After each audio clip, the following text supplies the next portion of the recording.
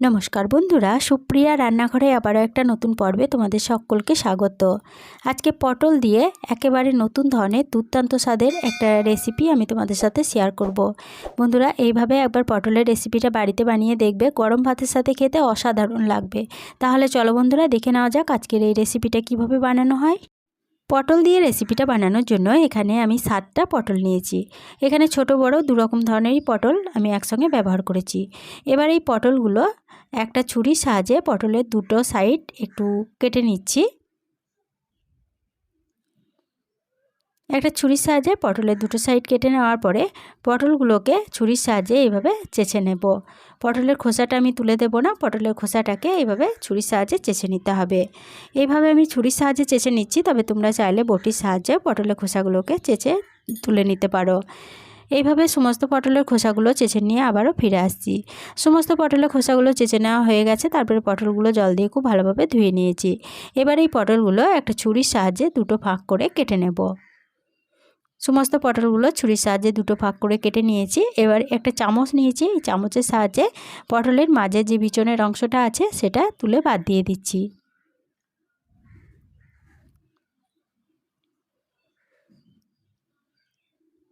একটা পটলের মাঝের যে অংশটা আছে সেটা তুলে বাদ দিয়ে দিলাম।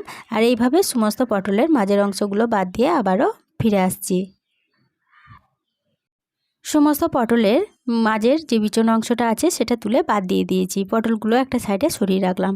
এদিকে একটা মশলা বানিয়ে নেব। তার জন্য একটা মিক্সিং জারের মধ্যে নিয়ে নিচ্ছি 1 টেবিল চামচ হলুদ সর্ষে, দিয়ে দিচ্ছি 1 চা চামচ লবণ, দিয়ে দিলাম 1 টেবিল চামচ কালো সর্ষে, 2 টেবিল চামচ সাদা তিল, আর দিয়ে দিচ্ছি 1 টেবিল চামচ পোস্ত। এবার এই সমস্ত উপকরণ মিক্সিং জারের ঢাকনাটা বন্ধ করে শুকনো অবস্থায় একবার গুঁড়ো করে নেব। শুকনো উপকরণগুলো গুঁড়ো করে নেওয়া হয়ে গেছে। এবার এর মধ্যে দিয়ে দেব বেশ কিছুটা নারকেল কুচি। এখানে আমি নারকেল কুচিটা ব্যবহার করেছি, তবে তোমাদের বাড়িতে যদি নারকেল কুচি না থাকে তাহলে পরে তার বদলে সাদা তিল ও পোস্তর পরিমাণটা একটু বাড়িয়ে নেবে। দিয়ে দিলাম 5টা কাঁচা লঙ্কা। কাঁচা লঙ্কা ঝালটা তোমরা যেরকম খেতে চাও সেরকম অনুযায়ী এখানে কম বেশি করে নিতে পারো। দিয়ে দিলাম 1/2 কাপ পরিমাণ জল। মিক্সিং জারের ঢাকনাটা বন্ধ করে সমস্ত উপকরণ বেটে নিয়েছি। বেটে নেওয়া মিশ্রণ একটা বাটির মধ্যে ঢেলে রাখছি। এখানে বেটে নেওয়ার সময় কিন্তু খুব বেশি জল ব্যবহার করবে না, তাহলে পরে মিশ্রণটা পাতলা হয়ে যেতে পারে। এবারে বেটে নেওয়া উপকরণগুলো একটা সাইডে সরিয়ে রাখলাম। এদিকে এইভাবে একটা করে পটল নেব, আর এইভাবে পটলের ভিতরে পুরটাকে ভরে নেব। পটলের ভেতরে এই পুরটা দিয়ে আঙুলের সাহায্যে এইভাবে একটু চেপে চেপে দিচ্ছি, যাতে সমানভাবে পুরটা ছড়িয়ে যায়। একটা পটলের ভিতরে পুর ভরা হয়ে গেল, আবারও একটা পটলের ভিতরে পুর ভরে দিচ্ছি। এইভাবে সমস্ত পটলের ভিতরে পুরগুলো ভরে নিয়ে আবারও দেখাচ্ছি। সমস্ত পটলের ভিতরে পুর ভরে নেওয়া হয়ে গেছে। এই পটলগুলো একটা সাইডে সরিয়ে রাখছি। এদিকে একটা পাত্র নিয়ে নিয়েছি। পাত্রের মধ্যে দিয়ে দেব ভর্তি ভর্তি করে 6 টেবিল চামচ বেসন। এবার এই বেসনের মধ্যে দিয়ে দেব 2 টেবিল চামচ চালের গুঁড়ো,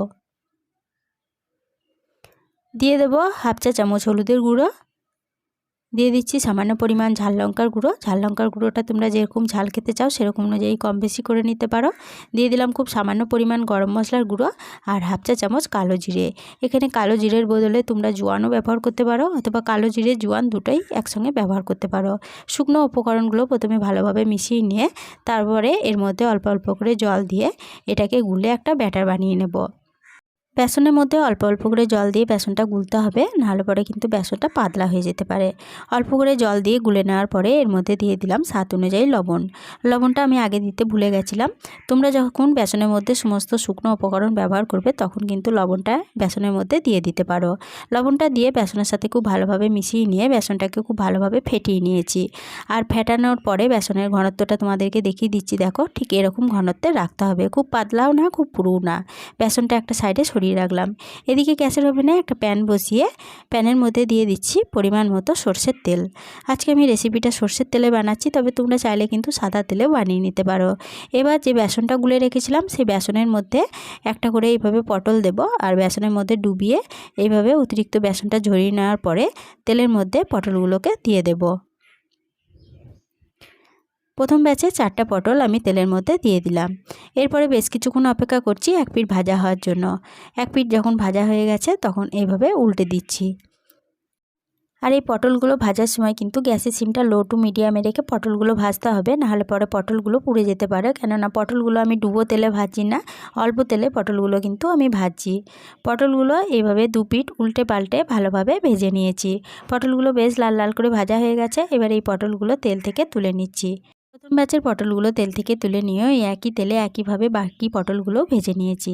পুরভরা পটল ভাজা আমার পরিবেশনের জন্য একদম রেডি হয়ে গেছে। আর এই পটল ভাজাটা কতটা মুচমুচে হয়েছে তোমাদেরকে দেখিয়ে দিচ্ছি, দেখো।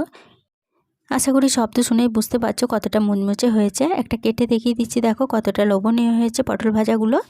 এই পটল ভাজা রেসিপিটা দেখে যদি তোমাদের ভালো লেগে থাকে তাহলে পরে ছোট্ট একটা লাইক দিয়ে এরকম নতুন নতুন রেসিপি পেতে প্লিজ আমার চ্যানেলটা সাবস্ক্রাইব করে আমার পাশে থেকো। বন্ধু বান্ধব সকলের সাথে শেয়ার করে দিতে ভুলো না প্লিজ।